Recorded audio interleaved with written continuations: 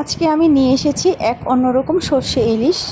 আসলে আপনারা অনেকভাবেই সর্ষে ইলিশ খেয়ে থাকেন, কিন্তু আজকের যে রেসিপিটা এভাবে যদি আপনারা সর্ষে ইলিশ খান, আপনাদের সেই মুখে স্বাদটা লেগে থাকবে।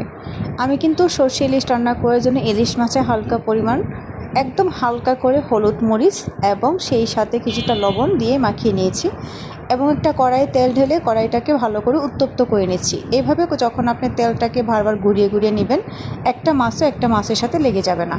অবশ্যই মাছটাকে হালকা করে ভেজে নেবেন, কেননা সর্ষে ইলিশে কিন্তু মাছটা বেশি ভাজা হয়ে গেলে খেতে ভালো লাগবে না। জাস্ট উল্টিয়ে পাল্টিয়ে সাথে সাথে করে আপনি নামিয়ে ফেলবেন। দেখুন আমি একদম হালকা ভেজে তারপর কিন্তু নামিয়ে নিলাম। একটুও কিন্তু আমার মাছটা লেগে থাকেনি, এমনকি আমার মাছটা বেশি ভাজাও হয়নি।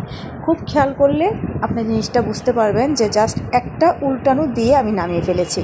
আসলে সর্ষে ইলিশের মজাটা অন্যরকম। ফ্যামিলির অনেকেই কিন্তু আমরা সর্ষে ইলিশটা খেয়ে থাকি, এমন কোনো মানুষ নেই যে সর্ষে ইলিশটা পছন্দ করেন না।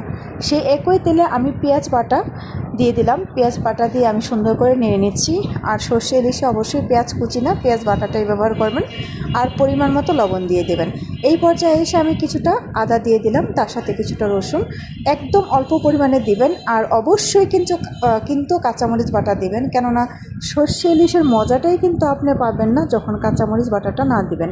আপনারা কিন্তু অনেকেই ফালি করে মরিচ ব্যবহার করেন, আমি বিশেষ করে আপনাদের বলবো যে অবশ্যই বাটা মরিচটা ব্যবহার করবেন। যখন মশলাটা খুব সুন্দর করে কষে আসবে, সেই মুহূর্তে এসে একটু কালার করার জন্য আমি হলুদের ফাঁকি দিয়ে দিচ্ছি। আর আপনারা যদি একটু ঝাল খেতে চান, সেই ক্ষেত্রে মরিচের ফাঁকিও ব্যবহার করতে পারেন। এই পর্যায়ে এসে কিছুটা ধনিয়ার ফাঁকি এবং কিছুটা জিরার ফাঁকি দিয়ে দিলাম। অবশ্যই অল্প পরিমাণে দিতে হবে, জাস্ট একটু ভালো ফ্লেভারের জন্য, তাছাড়া বেশি দেওয়ার প্রয়োজন নেই।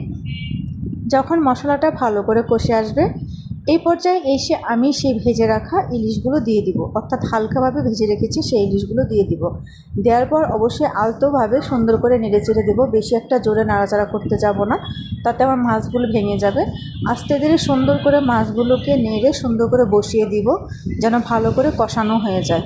দেখুন আমার মাছগুলো কিন্তু সুন্দর করে বসিয়ে দিয়েছি এবং সুন্দরভাবে কষানো হয়ে যাচ্ছে। এই পর্যায়ে এসে আমি পরিমাণ মতো ঝোল দিয়ে দিব। আমার ঝোলটা দেওয়া হয়ে গেছে। আমি কিন্তু এটাকে বারবার নাড়াচাড়া করব না, জাস্ট অল্প একটু নেড়ে ঝোলটার সাথে মিশিয়ে ফেললাম।